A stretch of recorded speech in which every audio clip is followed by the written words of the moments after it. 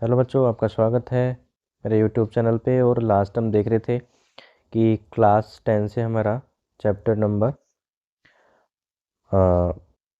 First के बारे में, जिसमें हम देख रहे थे कि केमिकल रिएक्शंस और केमिकल इक्वेशंस के बारे में हम यहाँ पे देख रहे थे। ठीक है, तो यहाँ तक हमने लास्ट देख लिया था कि कॉम्बिनेशन रिएक्शंस क्या होती हैं, ये हमने देख लिया था। तो अभी हम जो देखेंगे वो हमारा नेक्स्ट टॉपिक डिकम्पोजिशन रिएक्शन देखेंगे। ठीक है, अब डिकम्पोजिशन रिएक्शन की हम बात करें तो डिकम्पोजिशन का मतलब होता है किसी चीज़ का ब्रेक डाउन होना। तो यहाँ पर हमको सिंपली किसी कंपाउंड के ब्रेक डाउन होने के बारे में हमको देखना है कि अगर हमारे पास में कोई भी कंपाउंड है तो कोई भी कंपाउंड हमारा ब्रेक डाउन होगा अगर वो टू और मोर सब्सटेंस में या फिर आपका दूसरे कंपाउंड्स में ब्रेक डाउन हो सकता है। तो इस तरह से टू और मोर कंपाउंड्स में ब्रेक डाउन होना या टू और मोर सब्सटेंसेस में ब्रेक डाउन होना किसी भी एक सब्सटेंस का, तो वो हमारा क्या कहलाता है, डिकम्पोजिशन रिएक्शन कहलाता है। जैसे कि हम यहाँ पे एक्टिविटी को देख सकते हैं कि एक्टिविटी में हमको बताया गया है कि 2 ग्राम फेरस सल्फेट क्रिस्टल को अगर हम किस में रख लें, ड्राई बॉइलिंग ट्यूब में रख लें, मतलब जो भी हमारा बॉइलिंग ट्यूब है उसको हमको साफ़ करना है और उसको सुखा के उसमें हमको क्या रखना है, फेरस सल्फेट क्रिस्टल्स उसमें रखने हैं, जैसे कि आप यहाँ पे एक्टिविटी में देख पा रहे हैं। ठीक है, उसके बाद में हम heat the boiling tube over the flame of burner और स्पिरिट लैम्प एज शोन। कहने का मतलब कि हमारे पास में जो ये आपको टेस्ट ट्यूब नज़र आ रही है या फिर हम कह सकते हैं बॉइलिंग ट्यूब है, इसको हम ड्राई करेंगे और उसके बाद में कुछ इसमें हम क्या रख सकते हैं, फेरस सल्फेट क्रिस्टल्स इसमें रखेंगे और उसके बाद में उसको हम क्या करेंगे, इस तरह के बर्नर का यूज करके हम उसको हीट करेंगे। नॉर्मली क्या करना है अपने को, उसको हीट करना है।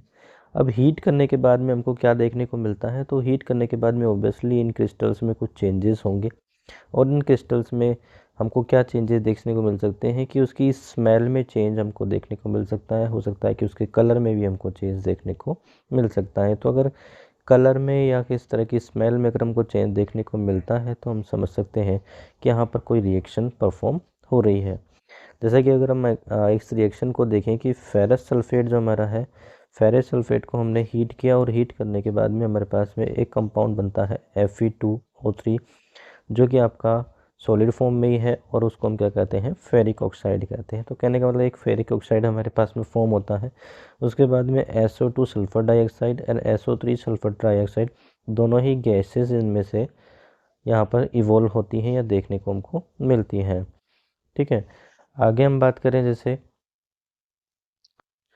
कि जो भी रिएक्शन हम इसमें करवा रहे हैं उसमें हमको क्या देखने को मिलता है। हम देखें, जैसे हमने कहा कि जो फेरिक सल्फेट है, सॉरी फेरस सल्फेट जो है हमारा, उसमें हमको कुछ इस तरह का फॉर्मूला देखने को मिलेगा जिसमें कि ये जो आपको FeSO4 7H2 हम देख रहे हैं। तो ये जो 7H2 है वो क्या है, ये क्रिस्टल वाटर कहलाता है। क्या कहलाता है, क्रिस्टल वाटर कहलाता है। तो अगर आप जैसे क्रिस्टल्स की बात करेंगे तो क्रिस्टल वाटर में जो होता है वो क्रिस्टल्स में हमको देखने को मिलता है। ठीक है, अब फेरस सल्फेट जो क्रिस्टल्स होते हैं लूज वाटर व्हेन हीटेड, क्योंकि अब ये वाटर ही है तो ऑब्वियसली ये क्या करेगा, जब हम आप इसको हम हीट करेंगे तो वो क्या करेगा, वाटर को लूज़ करता है, वाटर उसके अंदर से वेपर्स के फॉर्म में बाहर निकल सकता है। ऐसी कंडीशन में the colour of the crystals changes, अब से में क्या होगा कि जो पानी की वजह से प्रेजेंट होने की वजह से उसमें कलर था वो क्या हो जाएगा, धीरे धीरे उसमें चेंज हमको देखने को मिलेगा। या फिर हमने कहा था कि यहाँ पे हमको स्मेल में चेंज देखने को मिलता है। तो इस तरह के चेंजेस हैं, मतलब केमिकल रिएक्शंस हो रही हैं और केमिकल रिएक्शन में क्या देखने को मिलता है कि हमारे पास में एक कंपाउंड है और ये एक कंपाउंड हमारे पास में ब्रेक डाउन होकर 3 आपके सब्सटेंसेज में, जैसे ये वाला, एक ये सब्सटेंस और एक ये सब्सटेंस, इस तरह के 3 सब्सटेंस हमको यहाँ पर देखने को मिलते हैं। तो जब हमारे पास में एक ही सब्सटेंस अगर 3 सब्सटेंस में ब्रेक डाउन हो जाता है तो ये रिएक्शन हमारी डिकम्पोजिशन रिएक्शन कहलाती है। सिंपली दूसरा हम एग्जांपल और देख लें यहाँ पे कि हम कैल्शियम कार्बोनेट को हीट करते हैं। कैल्शियम कार्बोनेट हम समझ सकते हैं लाइमस्टोन को कहते हैं, थोड़ा हम इसके बारे में पहले भी देख चुके हैं। जैसे हमने मार्बल के बारे में पढ़ा था तो वहाँ भी हमने CaCO3 के बारे में समझा था या कैल्शियम कार्बोनेट के बारे में समझा था कि कैल्शियम कार्बोनेट जो होता है अगर हीट कर दिया जाए तो उसके अंदर से हमारे पास में कैल्शियम ऑक्साइड और कार्बन डाइऑक्साइड यहाँ पर हमको देखने को मिलता है। तो जैसे ही हम उसको हीट करते हैं तो हीट करने के बाद में क्विकलाइम फॉर्म होता है और कार्बन डाइऑक्साइड जो गैस है वो वहाँ पर देखने को मिलती है या रिलीज वहाँ पर होती है। तो यहाँ से भी हमको क्लियर हो रहा है कि एक सब्सटेंस हमारा दो से ज़्यादा सब्सटेंस में यहाँ पे दो या दो से ज़्यादा सब्सटेंस में ब्रेक डाउन होता है। तो ऐसी रिएक्शन को हम क्या कहते हैं, डिकम्पोजिशन रिएक्शन कहते हैं। ठीक है, जैसे कि हम यहाँ पे एक्टिविटी में देख सकते हैं कि एक और एक्टिविटी हमारे पास में है। अब इस एक्टिविटी में हम क्या देखने वाले हैं कि देखो थोड़ा सा इम्पोर्टेंट भी है, अभी इसको देख लेते हैं हम कि अगर हम यहाँ पर देखो कि 2 ग्राम लेड नाइट्रेट पाउडर क्या कर रहे हैं हम कि 2 ग्राम लेड नाइट्रेट पाउडर हम इस टेस्ट ट्यूब के अंदर डालेंगे या फिल करेंगे एंड देन टोंग की हेल्प से, मतलब किसी तरह का चिमटा इस तरह का हम यूज करेंगे और उसके थ्रू उसको पकड़ के रखेंगे, अच्छे से उसको होल्ड करके रखेंगे और होल्ड करने के बाद में उस बॉइलिंग ट्यूब में रख के हम उसको हीट करेंगे, जैसा कि हम इसमें कर रहे हैं। इस तरह से हम बर्नर वगैरह का यूज़ करके हम उसको हीट करते हैं। अब हीट करने के बाद में हम देखो क्या देखने को मिलता है, यहाँ पे गिवन भी है हमको कि जब लेड नाइट्रेट को हम हीट करते हैं तो एमिशन ऑफ नाइट्रोजन ऑक्साइड की जो नाइट्रोजन ऑक्साइड है, नाइट्रोजन का ऑक्साइड या नाइट्रोजन ऑक्साइड हमको वहाँ पे देखने को मिलती है।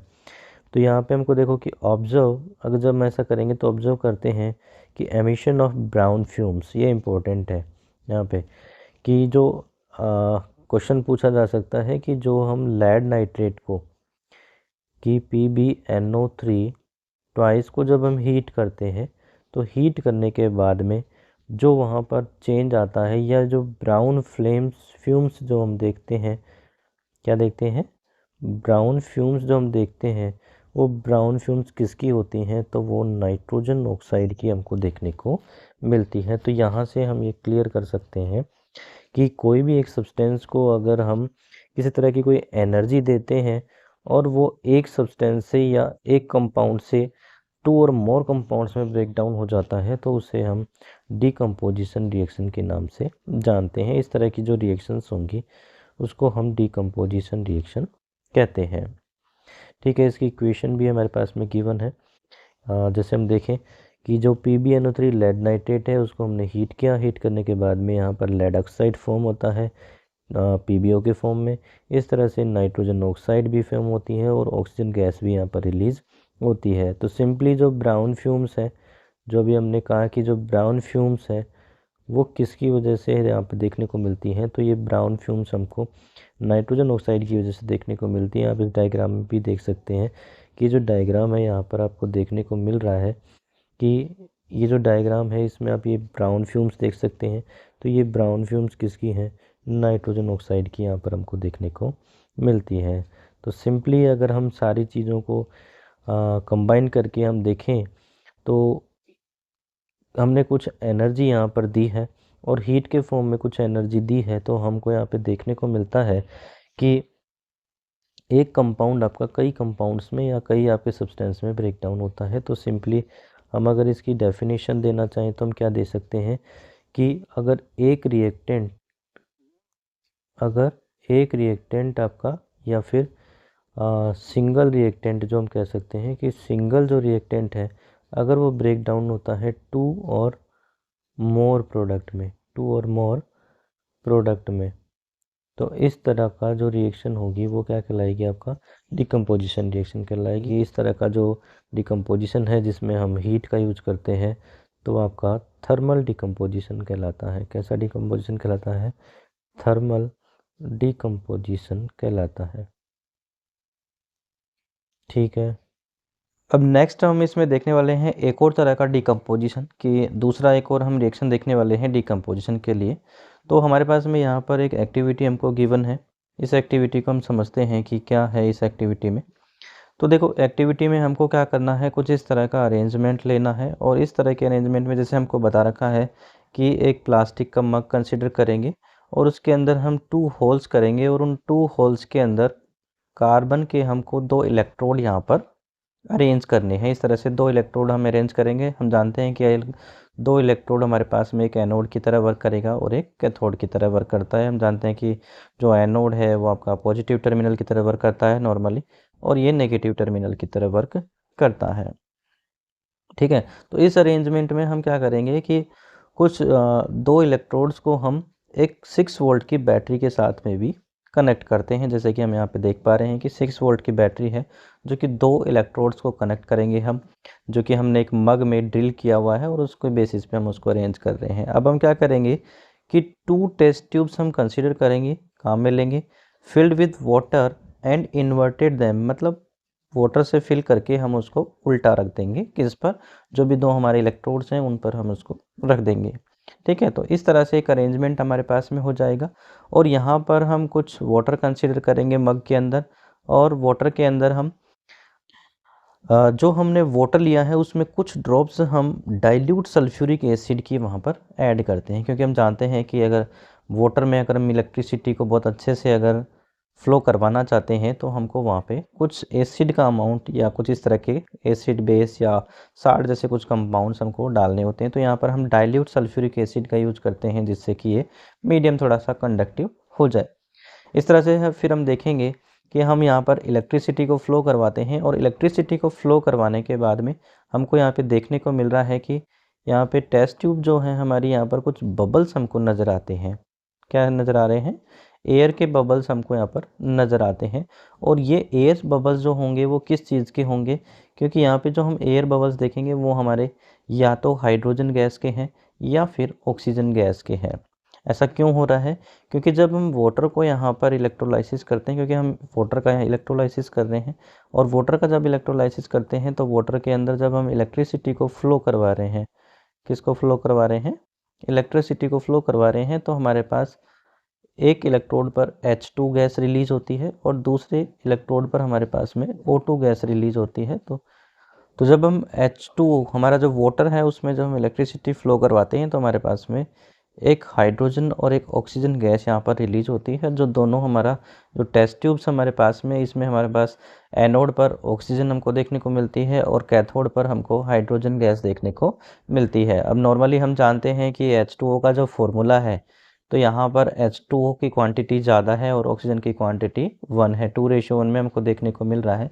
तो कहने का मतलब जो हमारे पास में अमाउंट ऑफ हाइड्रोजन होगा वो ज़्यादा होगा और अमाउंट ऑफ ऑक्सीजन होगा वो हाइड्रोजन से कम देखने को मिलता है। तो कहने का मतलब यहाँ पे हमने कुछ एनर्जी इलेक्ट्रिसिटी के फॉर्म में यूज की और हमने एक कंपाउंड को ब्रेक किया 2 और मोर कंपाउंड्स में। तो 2 कंपाउंड्स हम यहाँ पे देख पा रहे हैं। तो इस तरह का जो भी आपका डिकम्पोजिशन होता है उसको हम इलेक्ट्रोलिटिक डिकम्पोजिशन भी कहलाता है। तो इस तरह का जो डिकम्पोजिशन है वो कैसा कहलाएगा? इलेक्ट्रोलिटिक डिकम्पोजिशन आपका कहलाता है। ठीक है, जहाँ पे हमने हीट को यूज़ किया था वो थर्मल डिकम्पोजिशन कहलाता था, और यहाँ पे हमारा ये इलेक्ट्रोलिटिक डिकम्पोजिशन कहलाएगा। ठीक है, अब एक और हम यहाँ पे एक रिएक्शन देख लेते हैं कि यहाँ पे हम देख पा रहे हैं कि AgCl का एक रिएक्शन हम देख रहे हैं, AgCl है, और AgCl में हम जैसे ही सनलाइट पर आने देते हैं या सनलाइट की प्रेजेंस में इसको हम रखते हैं, तो हमारे पास में यहाँ पे जैसे सिल्वर और क्लोरीन के रूप में 2 कंपाउंड देखने को मिलते हैं। तो हम देख लें कि जैसे आपका ये यहाँ से सनलाइट यहाँ एंटर करती है और ये हमारे पास में कुछ चाइना डिश में हमने सिल्वर क्लोराइड लिया हुआ है, तो यहाँ पे ये जो कंपाउंड सिल्वर क्लोराइड के रूप में है वो डिकम्पोज होगा किसके फॉर्म में? सिल्वर और क्लोरीन के फॉर्म में। तो देखिए यहाँ पे सिल्वर क्लोराइड टर्न्स ग्रे इन सनलाइट। ऐसा क्यों हो रहा है कि वाइट सिल्वर क्लोराइड था जो कि किस में बदल गया है? ग्रे सनलाइट में बदल गया है। क्यों हो गया है? क्योंकि यहाँ पर जो सिल्वर क्लोराइड है वो आपका सिल्वर और क्लोरीन के फॉर्म में ब्रेक डाउन हो जाता है या फिर आपका अलग अलग हो जाता है। तो इस तरह से जो डिकम्पोजिशन होता है वो सनलाइट की प्रेजेंस में भी हो सकता है। तो और एक और रिएक्शन इसमें हम आगे देख सकते हैं कि जैसे कि हमारा एक और रिएक्शन इसमें हमको गिवन है कि सिल्वर ब्रोमाइड जो हमारे पास में है, तो सिल्वर ब्रोमाइड के अंदर भी अगर हम इसी तरह का प्रोसेस देख सकते हैं कि सिल्वर ब्रोमाइड को सनलाइट की प्रेजेंस में जब रखा जाता है तो वो भी सिल्वर और ब्रोमीन के रूप में ब्रेक डाउन हो जाता है। ठीक है, और यहाँ पे हमको जो खास हमारे लिए इम्पोर्टेंट है वो हम क्या देख सकते हैं कि जो दोनों ही रिएक्शंस हैं are used in black and white photography. तो जो ब्लैक एंड वाइट फोटोग्राफी होती है उसके अंदर इन दोनों रिएक्शंस का यूज किया जाता है। तो क्वेश्चन पूछा जा सकता है, तो इससे हमको ध्यान रखना है कि ब्लैक एंड वाइट फोटोग्राफी में हम AGBR की इस रिएक्शन का और AgCl की रिएक्शन का दोनों का हम इसमें यूज कर सकते हैं। जो कि अभी अपन ने देखा कि सिल्वर क्लोराइड की जो ये रिएक्शन है ये भी आपका इसमें काम आती है, और अगर हम बात करें कि सिल्वर ब्रोमाइड की रिएक्शन है तो उसमें भी ये हम काम में लेते हैं। ठीक है, अब देखो यहाँ पे हमने जो तीनों तरह के डिकम्पोजिशन देखे उसमें या तो हमने देखा कि जो हीट का एनर्जी के रूप में यूज किया गया है, लाइट का एनर्जी के रूप में यूज किया गया है, इलेक्ट्रिसिटी का एनर्जी के रूप में यूज किया गया है। किसके लिए? कि हमको जहाँ पे ब्रेक डाउन करना था किसी भी रिएक्टेंट को, ठीक है, जो कि 2 और मोर प्रोडक्ट में हमने ब्रेक डाउन किया है, तो इस तरह की रिएक्शंस के लिए हमने एनर्जी का यूज किया। कहने का मतलब कोई भी रिएक्शन को करवाने के लिए हमको यहाँ पे किसकी ज़रूरत पड़ती है? हमने एनर्जी को यूज किया है, एनर्जी को एब्जॉर्ब किया गया है रिएक्शन के अंदर। तो इस तरह की रिएक्शंस जो होती हैं एंडोथर्मिक रिएक्शंस कहलाती हैं। तो एंडोथर्मिक रिएक्शंस को भी हम समझ सकते हैं कि जिस भी रिएक्शन में एनर्जी को एब्जॉर्ब किया जाए वो आपका एंडोथर्मिक रिएक्शन कहलाएंगे, और जिसमें हम एनर्जी रिलीज़ होती है कंपाउंड के रिएक्शंस के बाद में तो उसको हम एक्सोथर्मिक रिएक्शंस कहते हैं। और यहाँ पर हमको ध्यान रखना है कि यहाँ पे हमारे पास में एक हमने देखा कि जो हमारे पास में थर्मल डिकम्पोजिशन होता है, जो कि आपका थर्मल डिकम्पोजिशन होता है जो कि आपका हीट की प्रेजेंस में होता है। दूसरा हमने देखा कि इलेक्ट्रोलिटिक होता है। कौन सा होता है? इलेक्ट्रोलिटिक होता है, जो कि इलेक्ट्रिसिटी की प्रेजेंस में होता है। और थर्ड नंबर हमने देखा जो कि आपका सनलाइट की प्रेजेंस में होता है, तो हम इसको क्या कहते हैं? फोटोलिटिक कहते हैं। फोटोलिटिक डिकम्पोजिशन जो होता है हमारा सनलाइट की प्रेजेंस में होता है।